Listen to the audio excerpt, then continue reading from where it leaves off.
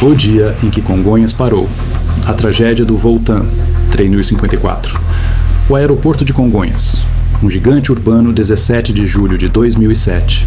Uma terça-feira comum no Aeroporto Internacional Salgado Filho, em Porto Alegre. São 17 horas e 19 minutos quando o Airbus A320-233, prefixo PR-MBK, ergue-se da pista gaúcha. O céu está carregado, pesado de nuvens que anunciam chuva. Dentro da cabine de comando, 2 pilotos experientes. O comandante Kleiber Lima e o comandante Henrique Stefanini. Não é o usual. Normalmente seria um comandante e um copiloto. Mas a TAM está com falta de tripulantes. 2 comandantes, então. Uma decisão administrativa que logo se revelaria fatídica. 181 passageiros acomodam-se nas poltronas. Famílias voltando para casa. Executivos encerrando viagens de negócios. Uma mãe com seu filho de 13 anos, voltando de um compromisso médico. Conversas baixas, celulares sendo desligados, cintos sendo apertados. Rotina. Apenas mais um voo doméstico entre centenas que cruzam o Brasil todos os dias. O avião acelera, os motores rugem, as rodas deixam o chão. Porto Alegre fica para trás. O voo 3054 tem destino. São Paulo, aeroporto de Congonhas. Tempo estimado de viagem, 1h30. Mas Congonhas não é um aeroporto qualquer. Situado em plena zona sul da capital paulista, cercado por prédios, avenidas e milhões de habitantes, é considerado pelos pilotos como o porta-aviões. Apelido que reflete suas pistas curtas e seus desafios operacionais. Para pousar ali, é preciso precisão cirúrgica. E naquela noite, a precisão seria testada até seus limites mais extremos. Mas para compreender o que está prestes a acontecer, é preciso voltar no tempo. Quase um ano antes, em setembro de 2006, o Brasil havia testemunhado a queda do voo Gol 1907. 154 pessoas morreram quando um Boeing 737 colidiu com um jato Legacy sobre a floresta amazônica. O país ainda estava em choque. A confiança na aviação brasileira havia sido abalada. E o pior, os problemas estavam apenas começando. O chamado apagão aéreo tomava conta dos céus brasileiros. Greves de controladores de voo paralisavam aeroportos. Voos atrasavam horas, às vezes dias. Passageiros dormiam em terminais lotados. A Agência Nacional de Aviação Civil, a ANAC, criada em 2005 para modernizar a gestão, lutava para controlar o caos. Era um sistema à beira do colapso. E em meio a essa crise, decisões cruciais estavam sendo tomadas. Decisões que colocariam vidas em risco. Congonhas precisava de reformas urgentes. Sua pista principal estava desgastada. Pilotos reclamavam da pouca aderência em dias de chuva. Aviões escorregavam, aquaplanavam. Então, no início de 2007, a Infraero decidiu recapear o asfalto. O projeto incluía algo fundamental: groovings, pequenas ranhuras cortadas na pista para drenar a água da chuva e evitar o acúmulo de poças. Essas ranhuras são a diferença entre um pouso seguro e um desastre quando a pista está molhada. As obras terminaram em 29 de junho. Mas havia um problema. Os groovings não foram instalados. Segundo a Infraero, seriam necessários mais 30 dias para aplicá-los. 30 dias que a pista ficaria interditada. 30 dias que, em meio ao apagão aéreo, pareciam inaceitáveis. A pressão era imensa, de companhias aéreas, de passageiros, de políticos. Congonhas movimenta milhões de pessoas. Fechá-lo seria caótico. Então, numa decisão que seria questionada por anos, a pista foi liberada sem os groovings. Uma pista lisa, recém-asfaltada, sem sistema de drenagem adequado. Uma bomba relógio sob a chuva, mas há mais.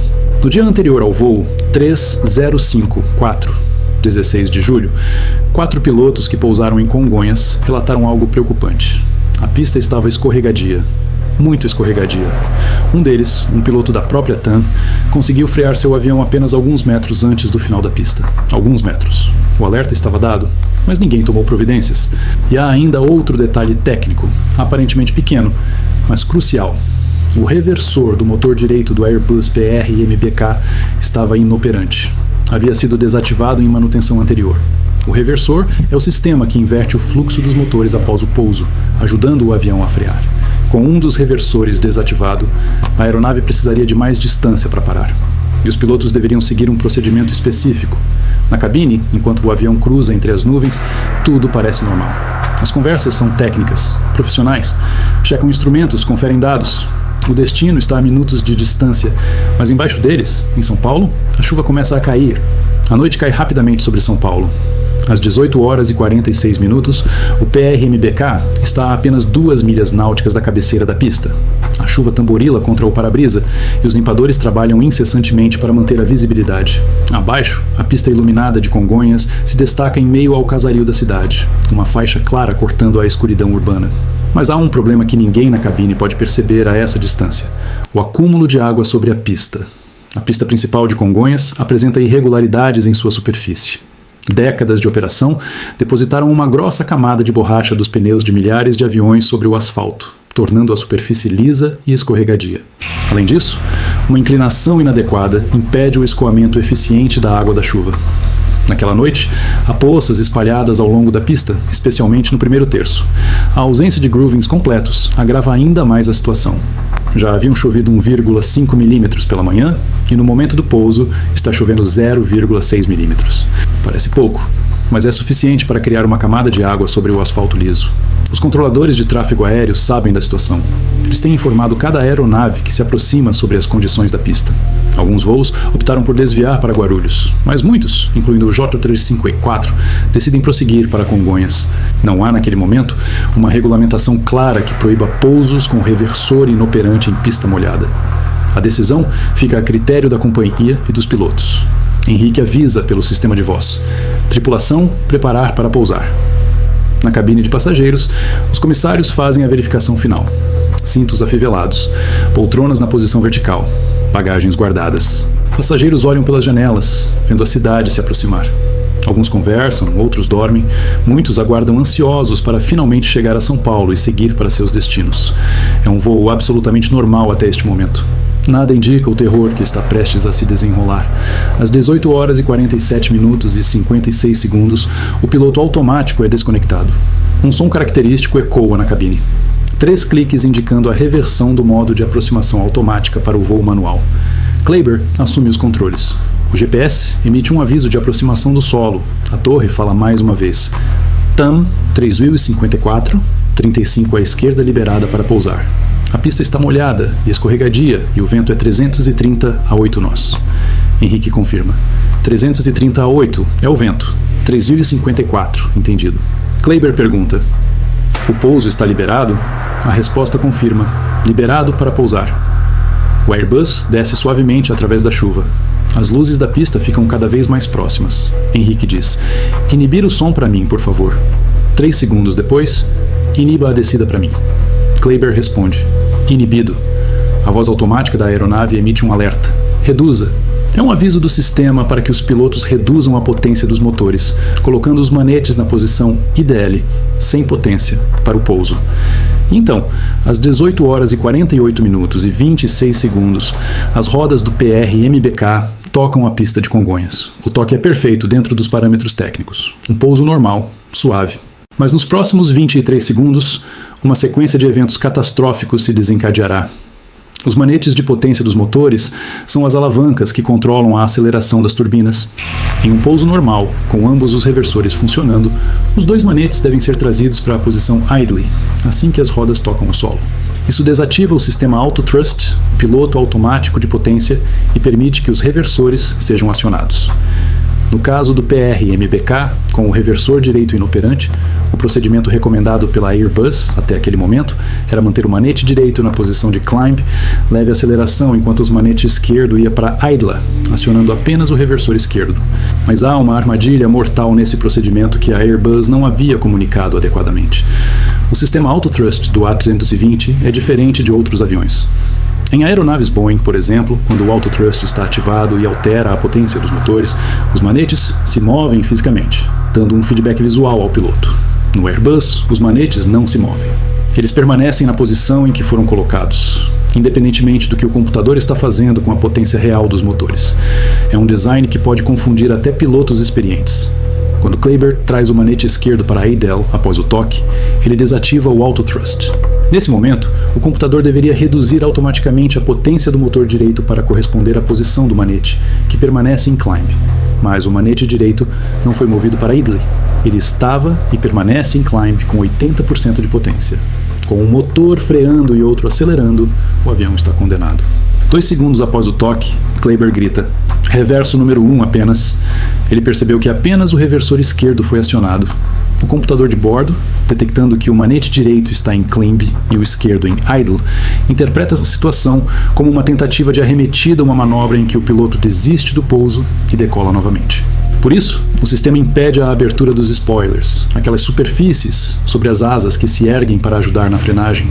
Sem spoilers, sem reversor direito, com o motor direito em potência elevada, o A320 não consegue parar. "Cadê a potência?" grita alguém na cabine. O avião acelera pela pista molhada. O erro fatal.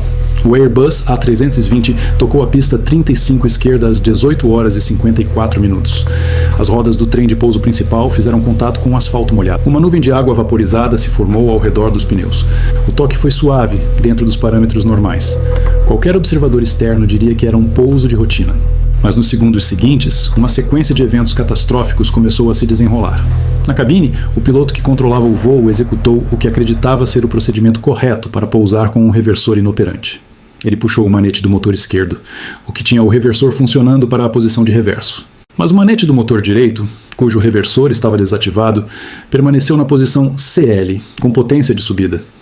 Era um procedimento antigo, ultrapassado, que a Airbus havia modificado anos antes justamente porque causava confusão e havia contribuído para outros acidentes.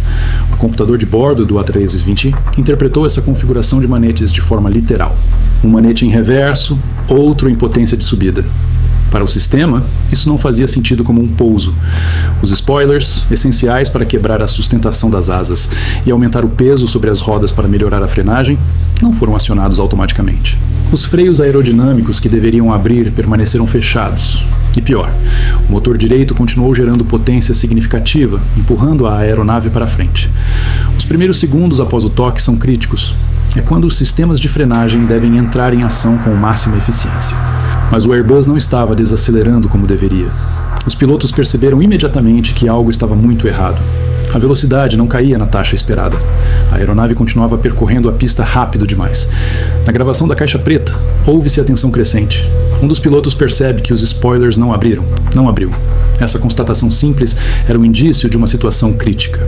Sem os spoilers, a aeronave mantinha a sustentação, reduzindo o peso efetivo sobre as rodas e comprometendo a eficiência dos freios. E com o motor ainda gerando potência, a desaceleração era insuficiente. O comandante tentou corrigir. Ele se esforçou para puxar o manete direito, tentando trazê-lo para a posição correta, mas sob estresse extremo. Com o avião já deslizando pela pista molhada, os segundos críticos se esvaíam. A pista de Congonhas, curta e sem ranhuras de drenagem, oferecia a aderência mínima. O asfalto liso, ainda sem os groovings que deveriam ter sido instalados, estava coberto por uma fina película de água. As condições eram ideais para a aquaplanagem. A aquaplanagem ocorre quando uma camada de água se interpõe entre o pneu e o solo, eliminando o atrito. É como dirigir sobre gelo. Os freios podem estar acionados com força máxima, mas se não há contato efetivo com o chão, a desaceleração é mínima. E era exatamente isso que acontecia com o voo 354. As rodas giravam sobre a água, os freios tentavam travar, mas a física trabalhava contra a aeronave. A pista de 1940 metros, que em condições normais seria suficiente para o A320, agora parecia curta demais. Cada segundo que passava, o avião percorria dezenas de metros sem desacelerar adequadamente. Os pilotos aplicaram freios máximos, tentaram manobras de correção, mas a combinação de fatores era mortal. Motor gerando potência, spoilers não acionados, pista molhada e escorregadia, falta de groovings. Os avisos sonoros começaram a ecoar na cabine. Alertas do computador de bordo indicando configurações anormais. O barulho das turbinas, ainda em rotação elevada. A voz tensa dos pilotos tentando entender e reverter a situação. E do lado de fora, através dos para-brisas cobertos de gotículas de chuva, as luzes vermelhas do fim da pista se aproximavam em velocidade assustadora. Congonhas é um aeroporto no qual os pilotos são instruídos a arremeter, a abortar o pouso, se não conseguirem tocar o solo nos primeiros 300 metros da pista. Essa regra existe justamente porque a margem de segurança é pequena, mas uma vez que a aeronave toca o solo e começa o processo de pouso, a decisão de arremeter torna-se extremamente arriscada. É necessário ganhar velocidade novamente, retrair o trem de pouso, reconfigurar os flaps, tudo enquanto se está em velocidade baixa e próximo ao solo. Não era uma opção viável. Os pilotos lutaram com os controles, aplicaram máxima força nos freios, tentaram direcionar a aeronave, mas a física é implacável. Um objeto de 73 toneladas em movimento precisa de espaço e atrito para parar. E ambos estavam em falta. O fim da pista se aproximava inexoravelmente. Os metros finais da faixa asfaltada desapareciam sob as rodas do Airbus. E então não havia mais pista. A aeronave ultrapassou os limites da cabeceira da pista a aproximadamente 90 nós, cerca de 170 km por hora. A essa velocidade, não havia mais nada que os pilotos pudessem fazer. O A320 estava agora em um terreno elevado no final da pista, e sua inércia o impulsionou para frente. As rodas deixaram o solo por breves instantes. A aeronave estava em uma trajetória balística, sem controle, transportando 187 almas em direção ao inevitável. Do lado de fora, testemunhas viram o avião surgir por cima do muro que delimita o aeroporto. Um enorme jato branco com as cores da TAM, claramente fora de controle, cruzando o ar na direção da avenida. Motoristas que trafegavam pela Washington Luiz naquele momento tiveram segundos para reagir. Alguns frearam bruscamente, outros aceleraram tentando escapar. O Airbus passou sobre a avenida, sua sombra gigante cobrindo os veículos embaixo. O impacto e a paralisação de Congonhas, o momento da tragédia. O Airbus A320 continuou percorrendo a pista sem conseguir ganhar atrito suficiente para desacelerar. No cockpit, o comandante aplicou força máxima nos comandos de frenagem, enquanto o sistema automático tentava compensar a assimetria de potência. Mas, com o motor direito ainda empurrando a aeronave, o avião começou a desviar para a lateral da pista. Percebendo que não teria espaço para parar, o comandante tentou desesperadamente corrigir o rumo. Do lado de fora, testemunhas assistiam ao Airbus avançar além do ponto de frenagem, aproximando-se perigosamente do fim da pista 35L. Em segundos, o avião ultrapassou o limite físico do aeroporto, cruzou a Avenida Washington Luiz e colidiu com o prédio da TAM Express, causando uma explosão imediata. O impacto foi tão forte que trabalhadores, passageiros e moradores próximos descreveram um estrondo que fez tremer janelas num raio de mais de 1 quilômetro. Chamas gigantescas subiram ao céu, iluminando a noite chuvosa e revelando a dimensão da tragédia. A aeronave se desintegrou ao tocar o solo, e o fogo consumiu parte do edifício e veículos que estavam estacionados. O aeroporto de Congonhas foi imediatamente fechado, e sirenes começaram a ecoar por toda a região sul de São Paulo. Ambulâncias, viaturas e caminhões do Corpo de Bombeiros correram para o local, mas o cenário era devastador. O calor intenso dificultava a aproximação, e o acesso era limitado pelo colapso da estrutura atingida. O Brasil inteiro acompanhou, em poucos minutos, a interrupção completa de uma das maiores malhas aéreas do país. Congonhas, que sempre pulsara como ponto vital da aviação brasileira, simplesmente parou. Controladores de voo suspenderam todas as operações e notificaram aeroportos vizinhos. Passageiros em salas de embarque assistiam perplexos às primeiras transmissões televisivas mostrando fumaça e chamas dominando a região. A notícia se espalhou rapidamente pelos noticiários, rádios e pela internet, mobilizando bombeiros, forças de segurança, equipes médicas e autoridades. O que antes era apenas mais um pouso de rotina transformou-se no maior acidente da história da aviação brasileira até então. Nos dias que se seguiram, as investigações começaram. A aeronáutica, a ANAC e autoridades internacionais se uniram para entender o que realmente aconteceu. O foco era reconstruir a sequência de eventos, analisando fatores técnicos e humanos. O primeiro ponto foi a posição errada da manete de um dos motores. Ela ficou em modo de subida, mesmo depois do pouso. Isso fez com que o sistema de freios automáticos não funcionasse direito. O avião achou que ainda estava voando. Por isso, os spoilers não abriram totalmente e a frenagem foi ineficaz. Outro ponto crítico foi o reversor de um dos motores, que estava travado. Com apenas um funcionando, a força ficou desequilibrada. E para piorar, a pista de Congonhas estava escorregadia por causa da chuva, pois não tinha as ranhuras de segurança. Pilotos já tinham alertado sobre os riscos. Uma cadeia de erros que, juntos, levaram a uma tragédia. Herança, memória e mudanças. O dia em que o Brasil parou. A tragédia do voo TAM 354 não ficou marcada apenas como um acidente aéreo, mas como um divisor de águas que mudou profundamente a aviação brasileira. Em homenagem às vítimas, familiares e sobreviventes emocionais lutaram para que o episódio jamais fosse esquecido, transformando dor em mobilização por melhorias. Após meses de investigações e pressões, diversas medidas foram implementadas. A pista principal de Congonhas recebeu as ranhuras adequadas. Novos limites operacionais foram aplicados em condições de chuva e aeronaves com reverso travado passaram a seguir regras mais rígidas para pousar ali. Além disso, a cultura de segurança operacional foi ampliada, incluindo treinamentos, auditorias e normas de fiscalização mais severas. Monumentos e memoriais foram erguidos para honrar os que perderam suas vidas. O local do impacto se tornou espaço de reflexão e respeito. Até hoje, o acidente é estudado em escolas de aviação como exemplo de como atritos técnicos, erros humanos e falhas de infraestrutura podem se alinhar de forma devastadora.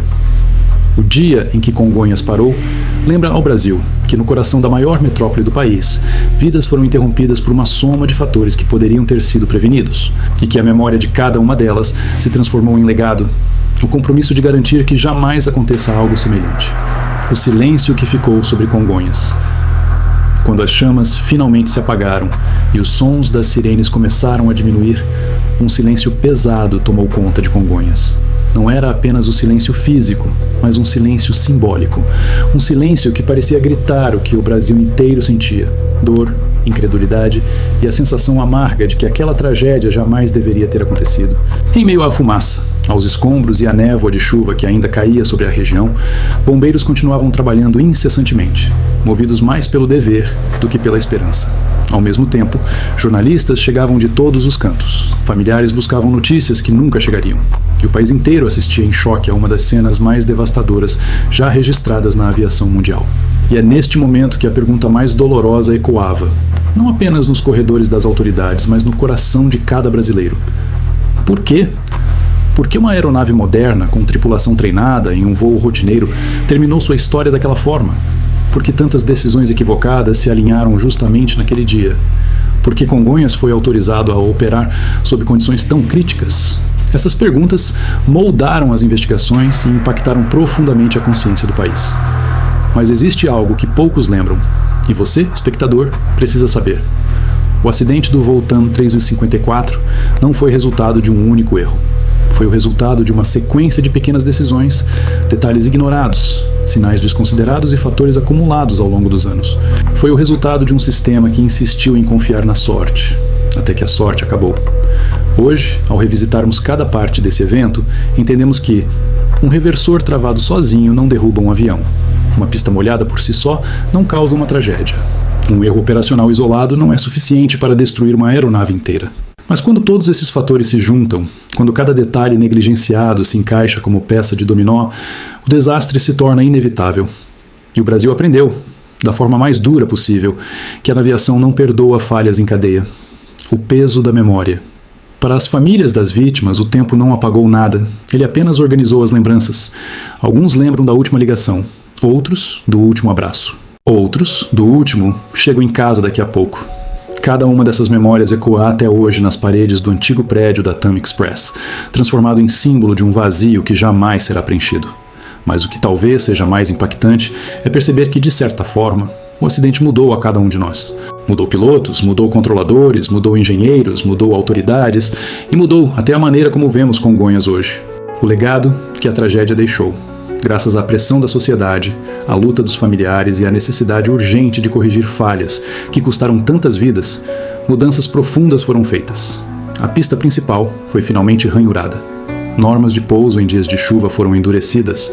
O uso de aeronaves com reversor travado em Congonhas tornou-se extremamente restrito. A cultura de segurança passou por revisão completa.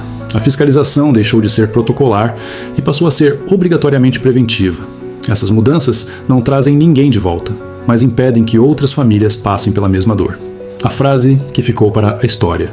Em um dos depoimentos mais emocionantes já registrados, um parente disse: "Eles não morreram por nada.